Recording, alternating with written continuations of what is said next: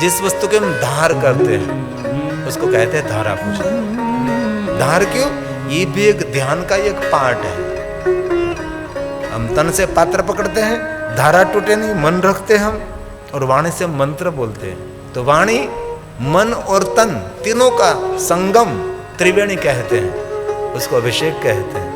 हमारा मन भगवान में जोड़ने के लिए ये प्राथमिक सब कुछ है, करना चाहिए, हम भी करते हैं।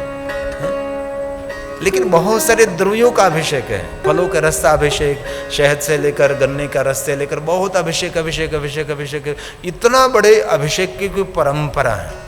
लेकिन अंत में कहा कुछ भी आपको न मिले, न फलों का रस, न गन्ने का रस, न शहद, न अन्य कोई द्रव्य आपको अभिषेक के लिए न मिले, और सभी द्रव्यों का अभिषेक का फल प्राप्त करना है, तो क्या करेंगे? ब्रह्मा ने गाया सभी अभिषेक का अभिषेक, और सभी अभिषेकों का फल एक अभिषेक से मिलेगा। वो कैसे मिलेगा? धारा गंगा जल शिव, गंगा जल की धारा महादेव को कर दी, सभी अभिषेक का फल। क्या कहा? धारा, धारा गंगा जल शिव, मुक्ति मुक्ति फल प्रदा। मुक्ति और भुक्ति, भुक्ति का क्या अर्थ है? भुक्ति का अर्थ है संसार का भोग, संसार की सुविधा, जीवन जीने के लिए बहुत सारी सामग्री, उसको कहते हैं भुक्ति। और एक भक्ति और एक मुक्ति।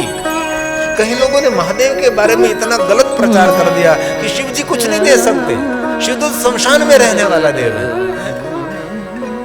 हमने महाकाल के पुजारी हैं महेश गुरु जी, वो इंटरव्यू में बता रहे थे कि शिव जी शमशान का देव नहीं है, शिव जी सृष्टि का तो देव है, लेकिन शिव कैलाश का देव है। लेकिन हमने लोगों ने तो शमशान का देव शिव जी को बना दिया, शमशान वासी बना दिया। और भस्म के बारे में भी हमारा संशोधन चल रहा है कि महादेव ने भस्म लगाई, तो किसकी भस्म लगाई? शमशान की भस्म लगाई, तो कौन मर गया था? और कहते लोग सती जलकर भस्म हुई थी, और सती के अंग में से जो भस्म तैयार हुई वो महादेव ने अपने अंग पर। गलत। सती जलकर भस्म हुई तो शक्तिपीठों का प्रागट्य कैसे हुआ? पुराण कहता है कि शिव जी सती का शव उठाकर हिमालय पहाड़ों के कंदरा में बाबा घूमने लगे, कभी कंधे पर, कभी गोद में, कभी हाथ में। सती का शव गोद में पड़ा और बाबा ध्यानस्थ हो जाते थे, फिर उठते थे, फिर हाथ में लेकर, फिर थक जाते थे, फिर कंधे पर, मस्तक पीछे रहता था, पैर आगे रहते थे। जो कि महादेव जी सती को बहुत प्रेम करते थे, सती का बहुत आदर करते थे, इसलिए भगवान शिव का वियोग था।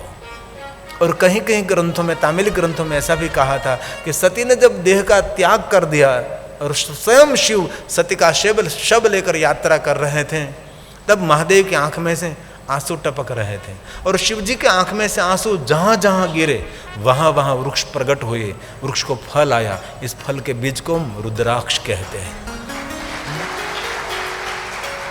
और अलग कथा ये भी मिलती है कि भगवान शिव जी बहुत समय पर ध्यानस्थ रहे। सती चली गई, तब सती के वियोग में भगवान महादेव जी खो गए थे और ध्यानस्थ रहे। और भगवान शिव जी बहुत समय के बाद महादेव ने अपनी समाधि खोली, तब शंकर जी की आंखों में से आंसू पड़े, इनमें भी वृक्ष प्रकट हुई। इसे अलग अलग कल्प भेद से बहुत सारी कथा मिलती है। और यहाँ महाकालेश्वर को कोई शमशान की भस्म नहीं अर्पण हो रही है, ये कोई दंत कथा होगी, लेकिन पुराण सम्मत ये कुछ भी नहीं है। इसलिए सभी अभिषेकों का अभिषेक गंगा जल है। महादेव को गंगा जल चढ़ा दिया, समझो सब कुछ आपको मिल गया।